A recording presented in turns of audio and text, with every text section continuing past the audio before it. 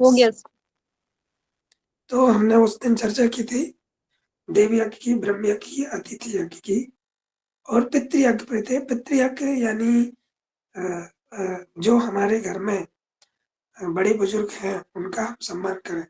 आज के समय में, आज के युग में ये बहुत बड़ा वो चल रहा है कि बच्चे पढ़ लिख जाते हैं, सफल हो जाते हैं जीवन में, लेकिन लास्ट में अंतोगत्वा पैसा कमाने के लिए विदेश चले जाते हैं। वो अपने मम्मी-पापा का, दादा-दादी का ध्यान नहीं रखते। तो ये दर्शन कहता है कि आप उनका ध्यान रखिए। आपका जो आपके बच्चों के जो बच्चे होंगे, उनको वो जो है संस्कारवान बनाते हैं। कौन बनाता है? जो दादा हैं, परदादा हैं, वो संस्कारवान बनाते हैं, है ना? वो सिखाते हैं कैसे आचरण करना है। क्योंकि मम्मी-पापा की गोद में हमेशा तो छोटा बच्चा रहता नहीं है, तो दादा-दादी के हाथ में रहता है, वो उसको संस्कारवान बनाते हैं, सिखाते हैं। तो इसलिए पितृयज्ञ करना चाहिए। पितृयज्ञ यानी पिताओं की सेवा करना चाहिए, माताओं की सेवा करना चाहिए। जो बूढ़े-बुजुर्ग हैं, उनकी भी सेवा करनी चाहिए। तो वो पितृयज्ञ के अंतर्गत आता है। अतिथि यज्ञ अतिथि यज्ञ जो है, अतिथि यज्ञ के विषय में चर्चा है कि आपके द्वार पे अतिथि वो होता है जो बिना तिथि बताए आपके घर पे आ जाता है। अतिथि जिसकी कोई आने की तिथि ना हो, तो वो कोई भी हो सकता है, आपका रिश्तेदार हो सकता है, साधु हो सकता है, ब्राह्मण हो सकता है। तो वो जो अतिथि आया है, उसका स्वागत-सत्कार किया जाए। आजकल जो है स्वागत-सत्कार नहीं करते, कुछ मतलब है तभी व्यक्ति उसका स्वागत-सत्कार करता है और नहीं तो कई ठग ठग भी आ जाते हैं, तो अतिथि को पहचान भी नहीं पाते हैं। और साधु ब्राह्मण भी कई लोग ठग का वेश रख के आ जाते हैं। तो आज का समय बड़ा चुनौतीपूर्ण चल रहा है। तो अतिथियों का मतलब स्वागत-सत्कार करना। हमारी संस्कृति में कहा गया अतिथो अतिथि देवो भव। जो अतिथि है वो देवों के समान है। तो ये एक वो भी आता है कि साईं इतना दीजिए जामे कुटुम्ब समाए, मैं भी भूखा ना रहूँ और साधु भी भूखा ना जाए। तो वो साधु भूखा नहीं जाना चाहिए जो आपके द्वार पर आया हुआ है वो। तो वो अतिथि यज्ञ हुआ।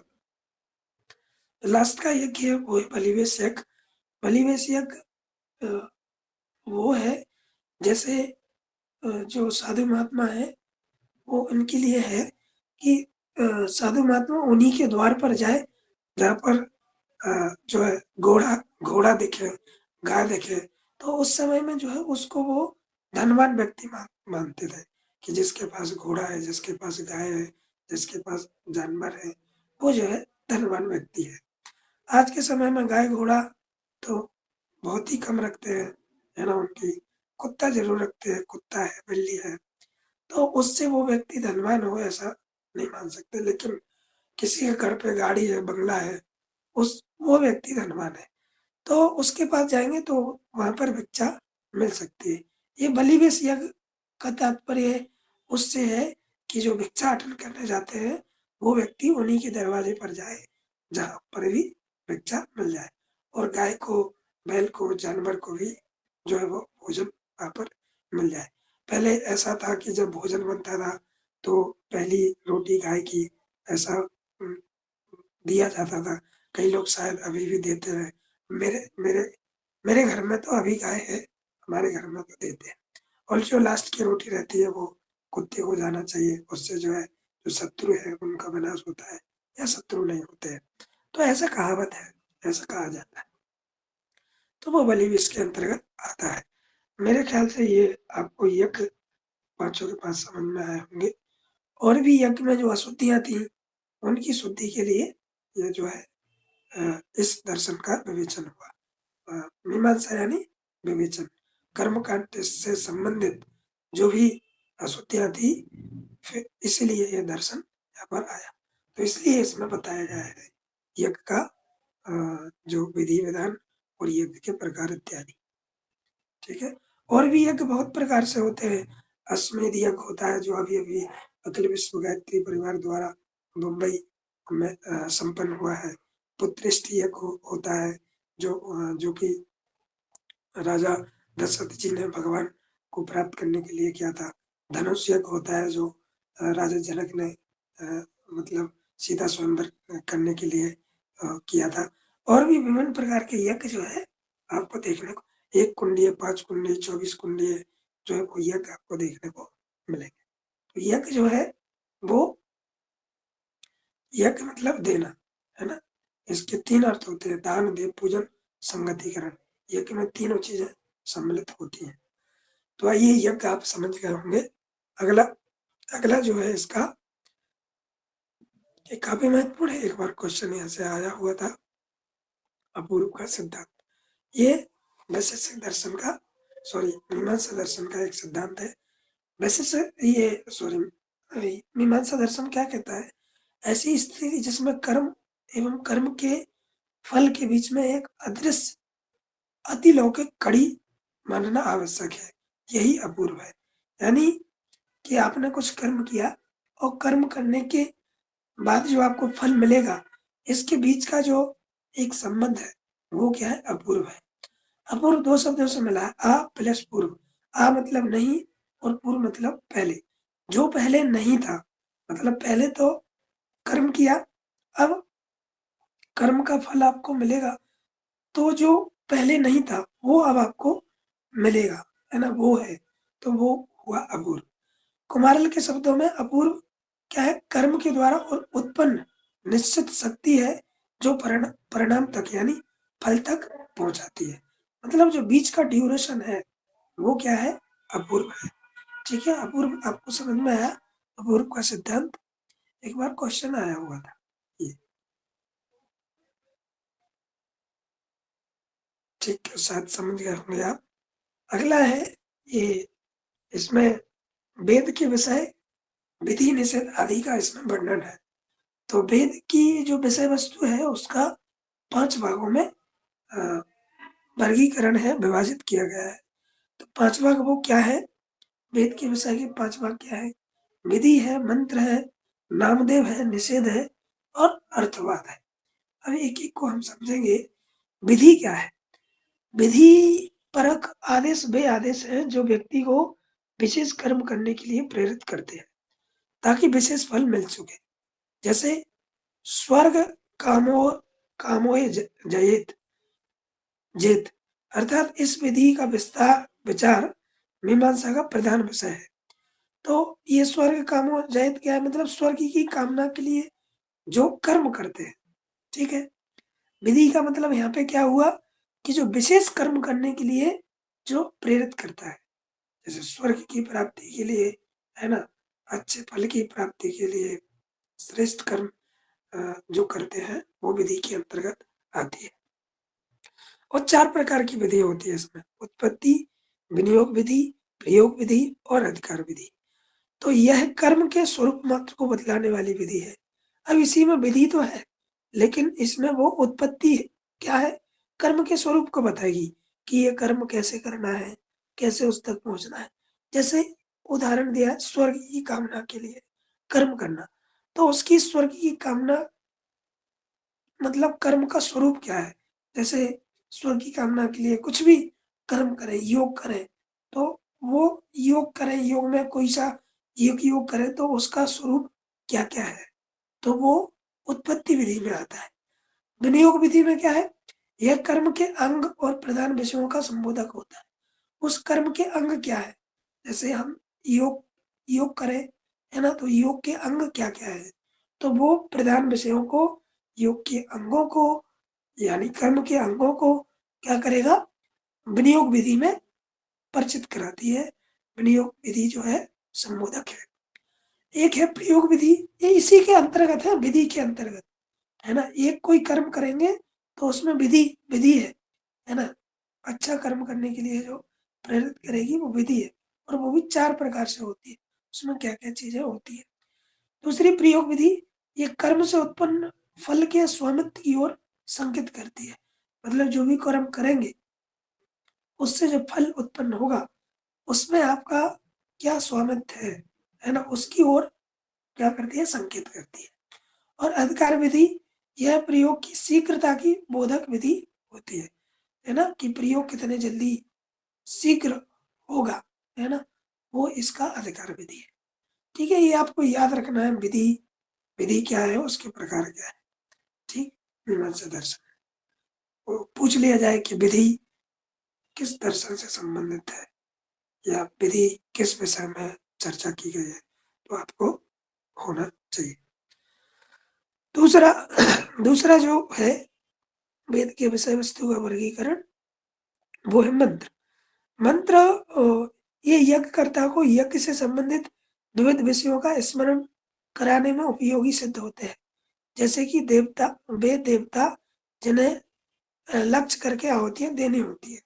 जैसे गायत्री मंत्र है, तो वो गायत्री के लिए आहुतियाँ दी जाएँगी। सविता मंत्र है, तो सूर्य भगवान के लिए गायत्री आहुतियाँ दी जाएँगी। और रुद्र मंत्र है, तो रुद्र भगवान के लिए आहुतियाँ, और महाकाल का मंत्र है, तो वो महाकाल के लिए आहुतियाँ। तो इस प्रकार से जो यज्ञ विधि-विधान में जो मंत्र उत्पन्न होता है, जिससे कि जो आहुतियाँ हैं, वो देवताओं तक पहुँचती है, वो मंत्र कहलाती है। नामधेय नामधेय कहते हैं, नामधेय यज्ञों के नाम को कहा जाता है। दूसरे शब्दों में नामधेय का तात्पर्य यज्ञों का व्यक्तिवाचक नाम है। पूछ लिया जाए नामधेय क्या है, और आपको सामने आ जाए कि नामधेय यज्ञों के नाम को कहा जाता है। ऐसा भी पूछा जा सकता है अश्वमेध है, तो वो नामदेव के अंतर्गत आ जाएगा। क्यों? क्योंकि अश्वमेध एक प्रकार का यज्ञ का प्रकार है, तो वो आपको पता होना चाहिए, है ना? तो ये नामदेव के अंतर्गत आएगा। मेरे ख्याल से विधि, मंत्र और नामदेव आपको समझ में आ गया होगा। ठीक? अब आगे बढ़ते हैं निषेध। निषेध क्या है? विधि का उल्टा है निषेध, है ना? विधि विधि मतलब कि जो है वो अ, अच्छे कर्म करने के लिए प्रेरित कर रहा है। और निषेध क्या है? निषेध मतलब नहीं। निषेध विधि का उल्टा है। विधि वाक्य जहाँ कुछ करने के लिए प्रेरित करते हैं, जो हमने आपको पहले बताया। वहाँ निषेध वाक्य क्या क्या नहीं करना क्या नहीं करना, इसका निर्देश देते हैं। जैसे झूठ नहीं बोलना चाहिए, यह एक प्रकार का निषेध वाक्य है। इसके फल से सभी परिचित हैं। तो ये हो गया निषेध। ये भी जो वेद है उसका वर्गीकरण है। और एक होता है अर्थवाद। वे वाक्य हैं जो वर्णनात्मक हैं। ये किसी पदार्थ के सच्चे गुणों का कथन करते हैं। मतलब उसके अंदर क्वालिटी क्या है, उसका वर्णन करते हैं। ये अर्थवाद कहलाते हैं। प्रभाकर जी के अनुसार जो है अर्थवाद भी कर्म का एक सहायक बनकर प्रमाणिक हो सकता है। ये 3 प्रकार के वाक्य हैं। आदिष्ट वस्तुओं की प्रशंसा करते हैं और निषिद्ध वस्तुओं की निंदा करते हैं, और कर्मों का विवरण देते हैं और इतिहास के दृष्टांत हैं। ये अर्थवाक आपको समझ में आया? अर्थवाक जो है वर्णनात्मक है, किसी के गुण को समझाने का प्रयास करते हैं। प्रभाकर जी हैं, वो बताते हैं कि ये जो वस्तुओं की आदिष्ट मतलब जो स्थापित वस्तुएं हैं, उनकी तो प्रशंसा करें, और जो निषिद्ध वस्तुएं हैं उनकी निंदा करें। ये इनके अनुसार अर्थवाद के जो है वो एडवांटेज बताए हैं या प्रकार बताए हैं। और औरों के कर्मों का विवरण भी देते हैं। अपने कर्म का तो देते ही हैं, औरों के कर्म का भी विवरण ये देते हैं अर्थवाद के अंतर्गत। और इतिहास के दृष्टांत, इतिहास में क्या-क्या घटित हुआ, क्या-क्या घटनाएँ घटित हुई, उसको बताने का प्रयास करते हैं अर्थवाद के अंतर्गत। ठीक है? तो ये था आपका अ अ अ, वेद के 5 अ, वर्गीकरण किए गए थे। मतलब वेद वेद की विषय वस्तु के 5 वर्गीकरण किए गए थे, जो हमने आपको बताने का प्रयास किया। एक और स्लाइड है, इसमें बताया है कि जो ज्ञाततावाद है और त्रिपुटी प्रत्यक्ष, वो क्या है? तो कुमारिल जो है, हमने आपको बताए थे कुमारिल और प्रभाकर, ये दोनों जो है इस दर्शन से संबंधित है। तो कुमारिल का प्रसिद्ध ज्ञाततावाद का सिद्धांत है। ज्ञाततावाद मतलब ज्ञान का सिद्धांत के नाम से विख्यात है ना? कि जो ज्ञान है, वही ज्ञान का जो सिद्धांत है, वो ज्ञाततावाद से संबंधित है या ज्ञाततावाद नाम से प्रचलित है। जबकि जो प्रभाकर है, प्रभाकर का सिद्धांत त्रिपुटी प्रत्यक्ष है। पूछ लिया जाए त्रिपुटी प्रत्यक्ष क्या है और त्रिपुटी प्रत्यक्ष के अंतर्गत क्या-क्या चीज़ें आती हैं, तो आपको स्पष्ट होना चाहिए। तो प्रभाकर ज्ञान को स्वयं प्रकाश मानते हैं और त्रिपुटी प्रत्यक्ष को स्वीकार करते हैं।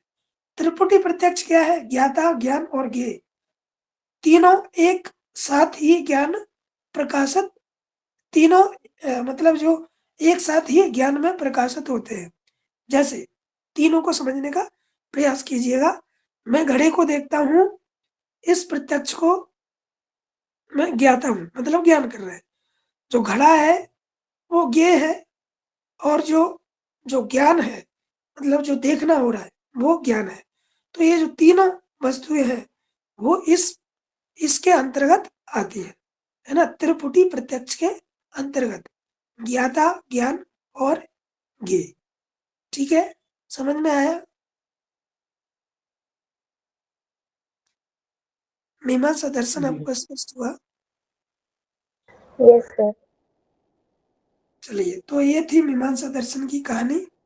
मेरे ख्याल से आपको समझ में आ गई होगी। अब हम बिना समय नष्ट किए एक और नया दर्शन यहीं पे स्टार्ट करते हैं, वो है बौद्ध दर्शन।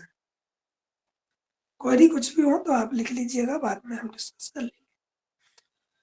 बौद्ध दर्शन एक नास्तिक दर्शन है और बौद्ध दर्शन के संस्थापक महात्मा बुद्ध हैं। बचपन का नाम इनका सिद्धार्थ था, जो कि एक राजकुमार थे और इनको जो है बोधि वृक्ष यानी पीपल के नीचे बोधि वृक्ष पीपल के नीचे ज्ञान की प्राप्ति हुई। बौद्ध दर्शन के दो भाग हैं, एक हीनयान, एक वज्रयान। कहीं-कहीं पर हीनयान और महायान, कहीं पर एक और भाग की चर्चा की जाती है, वो है वज्रयान। ठीक है? तो मुख्य बातें इसमें क्या है, यहाँ से क्वेश्चन बनता है, वो क्या है कि त्रिपिटक है। त्रिपिटक क्या है? 4 आर्य सत्य, क्षणिकवाद का सिद्धांत और माध्यमिक शून्यवाद का सिद्धांत। क्षणिकवाद क्या है? क्षणिकवाद मतलब जो प्रत्येक विषय वस्तु है, वो क्षणिक है, मतलब दिन प्रतिदिन, पल प्रतिपल जो है वो बदलती रहती है, परिवर्तन होता रहता है। कहा भी जाता है कि परिवर्तन प्रकृति का नियम है, तो वो क्षणिकवाद के अंतर्गत आता है। जो प्रकृति है वो क्षण-क्षण में बदल रही है। और माध्यमिक शून्यवाद, ना तो असत्य है, ना भासत्य है, जो बीच में है वही सत्य है। तो माध्यमिक शून्यवाद का भी उन्होंने सिद्धांत दिया। 4 आर्य सत्य और अष्टांगिक मार्ग भी इसका प्रमुख विषय है, तो उसकी भी चर्चा इसके अंतर्गत करेंगे। ठीक? तो ये जो है अ, बौद्ध के जो बौद्ध दर्शन के मूल ग्रंथ त्रिपिटक है। त्रिपिटक जिनकी मूल रचना पाली भाषा में की गई। जैसे भारतीय संस्कृति में 4 वेद हैं, है ना? तो उनकी जो संरचना है वो संस्कृत भाषा में की गई। उसी प्रकार से जो बौद्धों का मूल ग्रंथ है, अपनी भारतीय संस्कृति का मूल ग्रंथ वेद है। इन बौद्धों का मूल ग्रंथ त्रिपिटक है। उनकी जो संरचना है वो पाली भाषा में की गई। और जो धम्मपद को बौद्धों की गीता कहा गया है। क्वेश्चन आ जाए कि धम्मपद को क्या कहा गया है या को बौद्धों की गीता किसको कहा गया है? तो क्वेश्चन आपको स्पष्ट होना चाहिए। तो धम्मपद को बौद्धों की गीता कहा गया है और ये तीन तीन पिटक हैं। कौन-कौन से? सुत्त पिटक, अभिधम्म पिटक और विनय पिटक। इनके प्रमुख विषय हैं। सुत्त पिटक में क्या है? धम्मपद का वर्णन है ना? जिसको कि गीता कहा गया है सुत्त पिटक में। और अभिधम्म पिटक में क्या है? बौद्धों के विचारों का संकलन है। बौद्ध ने जो विचार दिए, है ना? उसका संकलन इसमें है। और विनय पिटक में नीति संबंधी चर्चा का नीति संबंधी विषयों पर चर्चा की गई है। आचरण संबंधी क्या करना चाहिए, क्या नहीं करना चाहिए, उसकी चर्चा इसके अंतर्गत की गई है। इसके अंतर्गत विनय पिटक के अंतर्गत। ठीक है? आगे बढ़ते हैं। तो 4 आर्य सत्य हैं। क्या है? 4 आर्य सत्य। 4 आर्य सत्य महात्मा बुद्ध कहते हैं कि यह संसार जो है दुःखमय है, सर्वम दुःखम, ये संसार में कहीं भी सुख नहीं है, हर जगह दुःख ही दुःख है। तो सर्वम दुःखम। दूसरा क्या है, दुःख का कारण भी है, दुःख समुदाय। जो भी जो भी दुःख है उसके पीछे का कारण, उसके पीछे कोई ना कोई कारण है, तो दुःख समुदाय। और फिर क्या है, दुःख दुःख निवारण का उपाय संभव है, दुःख दुःख निरोध, है ना? दुःख निरोध, तीसरा जो आदि सत्य है वो है दुःख निरोध। और चौथा जो चौथा वो चौथा आर्य सत्य क्या है, दुःख निरोध का मार्ग भी है। जो दुःख, संसार दुःखमय है, दुःख का कारण भी है, दुःख निरोध भी है। दुःख का मतलब निरोध किया जा सकता है, कैसे होगा अभी हम स्पष्ट करेंगे। और दुःख निरोध का मार्ग क्या है, हम दुःख को आने ही ना दें, है ना? दुःख दुःख दुःख को दूर करने का मार्ग क्या है, वो क्या है, अष्टांगिक मार्ग है। ध्यान रखेंगे, अष्टांग योग और अष्टांगिक मार्ग दोनों में आपको कंफ्यूजन नहीं होना चाहिए, ठीक है? तो दुःख, संसार दुःखमय है, दुःख का कारण भी है, दुःख का उपाय संभव है, और दुःख निवारण के लिए अष्टांगिक मार्ग, जिसकी चर्चा हम अभी करेंगे। पहला जो है वो है आपका दुःख। पहला आर्य शब्द सर्वम दुःखम, है ना? ये संसार जो है दुःख है। दुःख दुःख आत्मा, बुद्ध आत्मा कहते हैं कि संसार दुःखमय है, सर्वम दुःखम। जन्म से लेकर मृत्यु पर्यंत तक दुःख ही दुःख भोगना पड़ता है। और जन्म से लेके मतलब जन्म हुआ तो रोना, बड़ा हुआ तो रोना, शादी हुई, बीवी हुई, बच्चे हुए, विभिन्न प्रकार की परेशानियाँ जीवन में झेलनी पड़ती है। तो ये कह रहे हैं भगवान बुद्ध कि जब से जन्म हुआ और मृत्यु तक, मृत्यु पर्यंत दुःख ही दुःख व्यक्ति को भोगना पड़ता है, ठीक? तो और फिर उस दुःख का सबसे बड़ा जो कारण है वो है जन्म। अगर जन्म ही नहीं हुआ होता तो फिर दुःख नहीं होता, है ना? दुःख का दुःख नहीं भोगना पड़ता, दुःख नहीं झेलते इस सृष्टि में। तो ये हुआ दुःख, मेरे ख्याल से समझ में आया होगा। आप सभी चिर परिचित हैं उस दुःख से। बस आपको बैराक नहीं लेना है, डटे रहना है इसको पढ़ के। हाँ, दूसरा क्या है, दूसरा आर्य सत्य क्या है? दूसरा आर्य सत्य दुःख समुदाय। मतलब जो जो दुःख है, दुःख समुदाय मतलब उसका कारण है। दुःख समुदाय क्या, उसका कारण अवश्य है। तो इसको क्या कहते हैं, इसे प्रत्युत समुद्भव के नाम से भी जाना जाता है। प्रत्युत क्या है? प्रत्युत किसी वस्तु के उपस्थित होने से दूसरी अन्य वस्तु का उत्पन्न होना। समुत्पाद, उत्पत्त, और मतलब एक वस्तु आई तो दूसरी वस्तु अचानक अपने आप उत्पन्न हो जाएगी। जैसे समझने का प्रयास कीजिएगा, जैसे बादल आए तो बारिश होने की संभावना बढ़ गई, तो ये होगा एक वस्तु आई, दूसरी वस्तु, विषय वस्तु उत्पन्न हो गई। जैसे आपके एग्जाम आए और एग्जाम आते ही आपको चिंता अचानक से अपने आप आ गई, आपने बुलाया नहीं उसको, वो उसके साथ ही आ गई। जैसे एग्जाम आए तो चिंता आ गई, स्ट्रेस आ गया, यू स्ट्रेस आ गया। तो ये क्या है, एक वस्तु आई तो उसके आने से दूसरी वस्तु आ गई। इस प्रकार से और भी समझ सकते हैं, जैसे राष्ट्रपति आए तो उसके साथ में एसआई और डीएसपी, बड़े बड़े जो अधिकारी हैं वो स्वतः ही आ जाते हैं। तो वो हो गया प्रत्युत समुत्पाद। क्या मतलब है, किसी एक वस्तु के उपस्थित होने पर अन्य वस्तु का उत्पन्न होना प्रत्युत समुत्पाद कहलाती है। और इसको क्या क्या कहते हैं, ध्यान रखें इनके नाम। इसको भाव चक्र कहते हैं, धर्म चक्र कहते हैं, द्वादश निदान, द्वादश मतलब 12, ये चीजें 12 हैं। क्या क्या ये चीजें 12 हैं, अभी हम देखने जा रहे हैं। और जन्म मरण चक्र भी इसी को कहते हैं। इतने नामों से संबोधित किया गया है, किसी भी नाम से आ जाए आपको।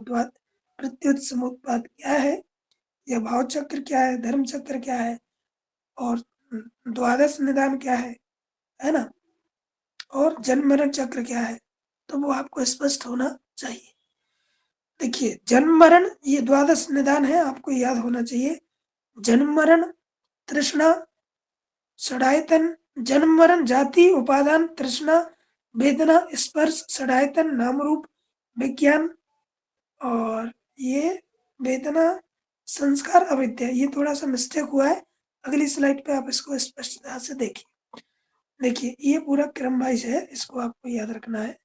पहला जन्म मरण, जाति, भव, उपादान, तृष्णा, वेदना, स्पर्श, षडायतन, नाम रूप, विज्ञान, अविद्या, संस्कार और अविद्या। अविद्या उस दुःख का मूल कारण है। अविद्या से संस्कार, विज्ञान, नाम रूप, गुण, स्पर्श, वेदना, तृष्णा और उपादान, भाव, जाति और फिर जन्म मरण, जरा मरण। या फिर जरा मरण जाति का कारण, काली जाति भव का कारण, भव उपादान, तृष्णा, वेदना, ये एक दूसरे पर आश्रित हैं।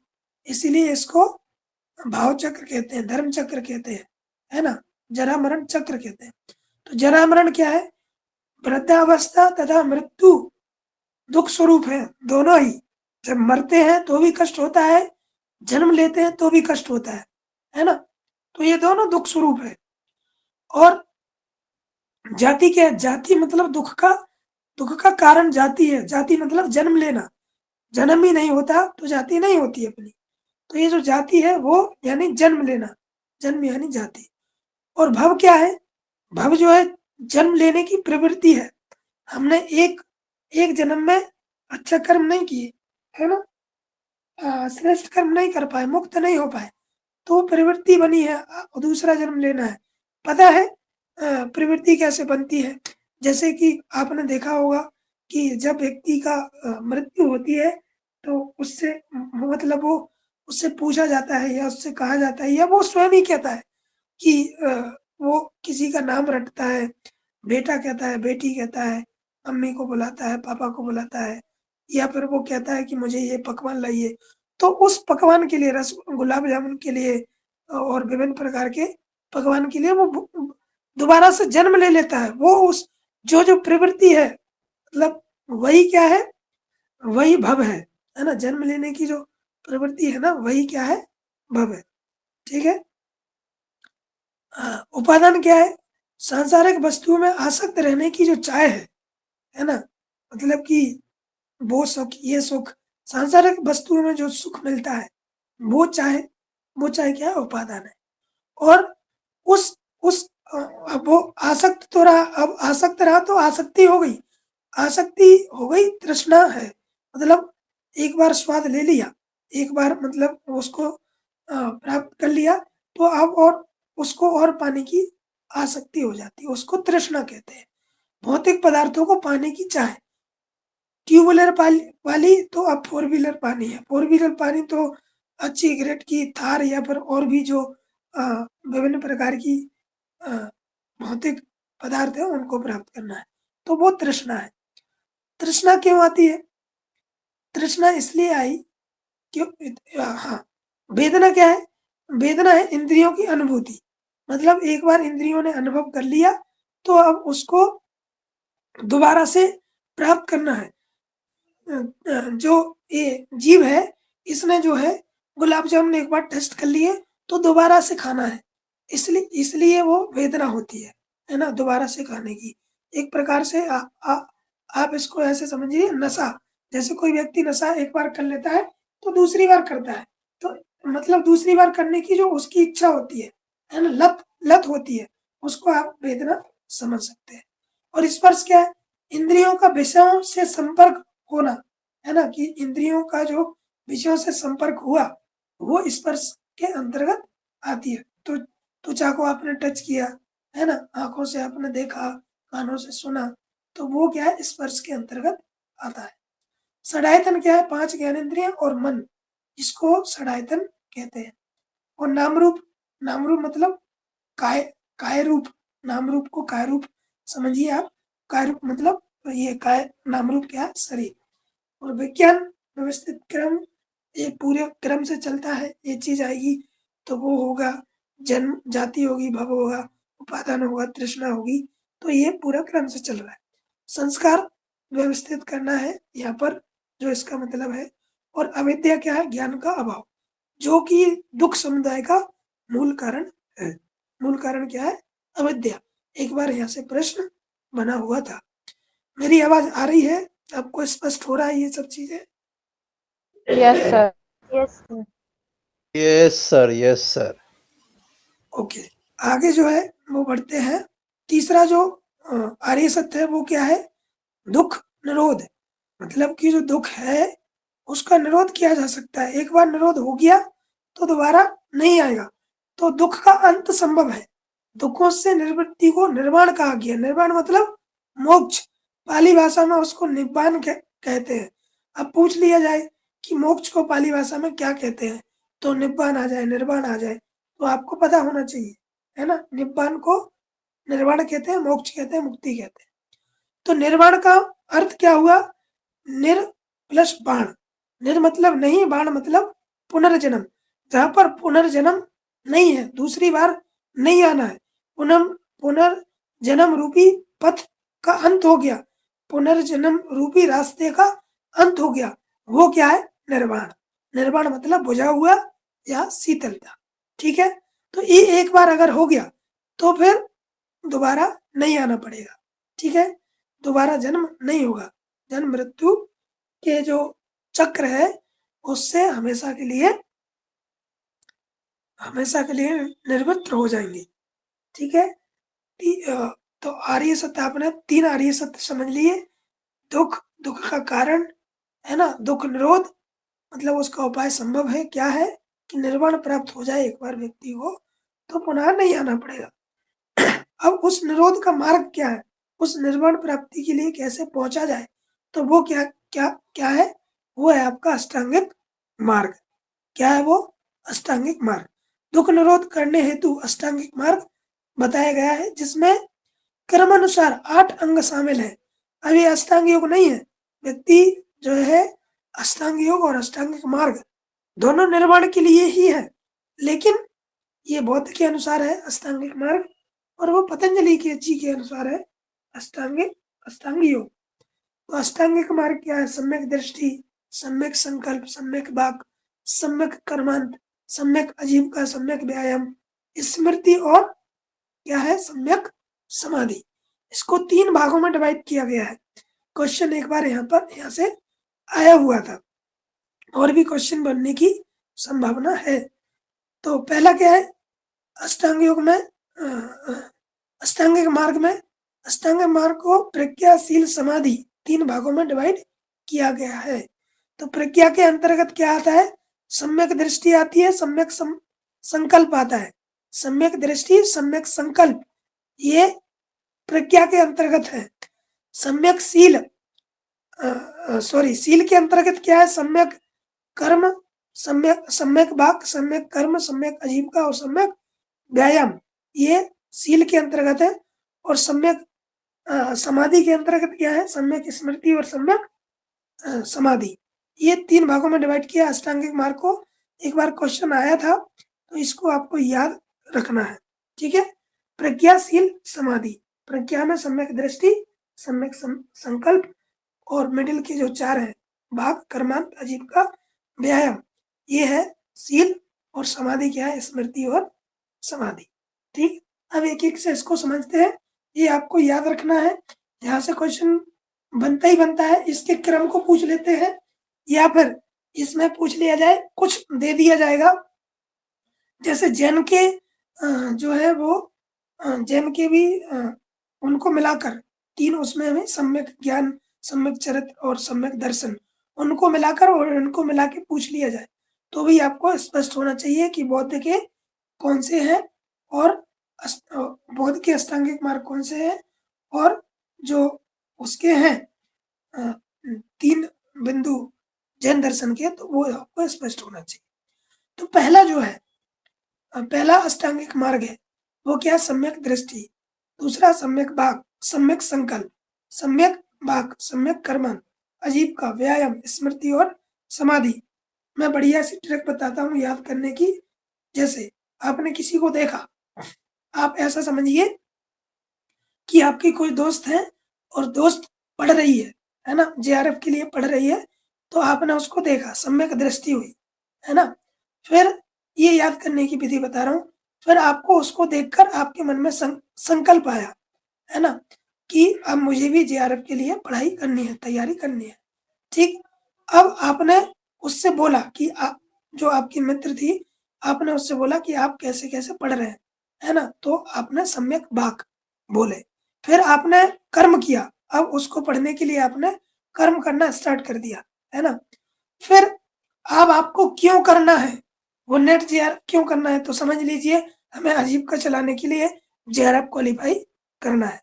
अब वो तो आपका हुआ, तो उसके लिए व्यायाम करना पड़ेगा, मतलब कि दिन-प्रतिदिन पढ़ना पड़ेगा, है ना? व्यायाम करना पड़ेगा, है ना? आपको डेली पतंजलि योग सूत्र पढ़ना है और दर्शन पढ़ना है, तो वो आपका व्यायाम हो गया। अब उस व्यायाम को आप अपनी स्मृति में लाइए, स्मृति में मतलब याद कीजिए, तो उससे क्या होगा, फिर आपको समाधि मिल जाएगी। तो इस प्रकार से आप इसको याद रख सकते हैं। भावार्थ समझेंगे, सम्यक दृष्टि का मतलब हुआ यहाँ पर वस्तुओं को यथार्थ रूप से जानना, है ना? कि जो भी आपके सामने है, उसकी जो है वास्तविकता को जानना, यथार्थ को जानना, सत्य को जानना, वो है सम्यक दृष्टि। और सम्यक संकल्प क्या है? 4 आर्य सत्यों को जीवन में पालन करने का निश्चय, जो आपने ऊपर देखे, है ना? दुःख, सर्वम दुःखम, दुःख समुदाय, दुःख निरोध और दुःख निरोध का मार्ग, अष्टांगिक मार्ग। तो इनको अपने जीवन में पालन करने का जो निश्चय है ना? इच्छा शक्ति से जो आपके अंदर में एक प्रेरणा है, वो आपका सम्यक संकल्प हुआ, ठीक है? दूसरा वो है तीसरा जो अष्टांगिक मार्ग है, वो है सम्यक वाक्, मतलब ठीक-ठीक बोलना। गीता में कहा है युक्ताहार विहारश्च, युक्त विहार करना। तो विहार मतलब यहाँ पर बोलने से ले लीजिए कि सत्य एवं प्रिय वचनों का ही हमेशा प्रयोग करना, ठीक? तो वो हो गया सम्यक। सम्यक का मतलब होता है ठीक-ठीक, उचित, जो जितना सही है उतना ही काम आपको करना, है ना? सम्यक मतलब बीच में, ठीक है? और क्या है? सम्यक कर्मांत, बुरे कर्मों का त्याग करना, सम्यक कर्मांत है। और सम्यक आजीविका, ईमानदारी से जीविकोपार्जन करना। आजकल व्यक्ति क्या हो रहा है, 2 नंबर का 2 नंबर से पैसे कमाकर, 2 नंबर से विभिन्न प्रकार के कार्य काम कर फिर जो है वो अपने जीवन यापन को कर रहा है। तो वो नहीं बताया। ये यहाँ पर क्या बताया कि ईमानदारी से जीविकोपार्जन कीजिए। जो आप जितना शरीर से, मन से, अपने इंद्रियों से जो भी कर्म कर सकते हैं, वो कर्म करते हुए आप जीवन यापन कीजिए, ईमानदारी के साथ जिए। वो अपने भारतीय संस्कृति में 4 सिद्धांत हैं, धर्म, अर्थ, काम, मोक्ष, है ना? तो उनको ध्यान में रखते हुए आप कीजिए। अगला है सम्यक व्यायाम, उत्तम भावों को बनाए रखने हेतु प्रयासरत रहना। उत्तम भाव क्या? मतलब जो श्रेष्ठ भाव है, अप्पदीपो भवः, धम्मं चरः। तो ऐसे जो उत्तम भाव हैं, उनको उनको अपने अ, उत्तम भावों को बनाए रखना, मतलब जीवन में उनको लाने का प्रयास करना। ये क्या है? ये क्या है? अ, व्यायाम है, ठीक है? सम्यक स्मृति मतलब जो श्रेष्ठ वाक्य हैं, उनको, जो आपको चीज़ें टच करती हैं, जो आपकी आत्मा को बिल्कुल भाव-विभोर करती हैं, उनको क्या करना? याद रखना। अष्टांग मार्ग तथा बौद्ध के उपदेशों को सदैव स्मरण करना, ये क्या है? सम्यक स्मृति है। क्या याद करना? धम्मं चरा को याद करना, है ना? अब अपने भारतीय संस्कृति में कहें तो स्वाध्याय महाप्रमदा, है ना? इनको याद रखना, तो ये क्या है? ये सम्यक स्मृति है। सम्यक समाधि क्या है? चित्त वृत्तियों का पूर्णतः निरोध हो जाना ही सम्यक समाधि है। और इसी के माध्यम से क्या होगा? जन्म जन्म मरण के चक्र से छूट जाएंगे। ये सब अगर इन सब का पालन करेंगे, निरोध हो जाएगा, यानी निर्वाण को प्राप्त हो जाएगा, समाधि की प्राप्ति हो जाएगी। एक क्वेश्चन भी डाला है मैंने, बौद्धों के त्रिरत्न हैं। देखिए, बौद्धों के त्रिरत्न के रूप में पूछ लिया, तो आपको ऐसा आया, क्वेश्चन ऐसा आया था कि सम्यक दर्शन, ज्ञान, आचार, प्रज्ञाशील समाधि, तप, स्वाध्याय, ईश्वर प्रधान, सम्यक आजीविका, व्यायाम और समाधि। तो इसमें कौन से त्रिरत्न है, बताएंगे आप? बताइए। कौन बताएगा? ऑप्शन टाइप कीजिए, टाइप डी कीजिए, सर। टाइप।